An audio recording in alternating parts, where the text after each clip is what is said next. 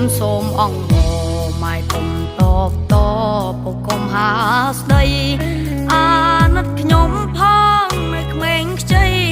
ឲ្យព្រមពឹងអ្វីតទៅថ្ងៃមុខសូភ័ងមង្គលនៅក្នុងគ្រួសារដូចភ្លើងរលត់កូនត្រូវរស់នៅអបក្តីទុំបើសិនម៉ែពុំចិត្តមិនមេត្តាគុំយកឈ្នះគ្នាខ្ញុំនាងកំព្រាគ្មានពុំម៉ែហើយពុំអើយឈប់ទៅម៉ែអើយសូមចិនកាំងរណាអានឹងខ្ញុំផងដែលត្រូវ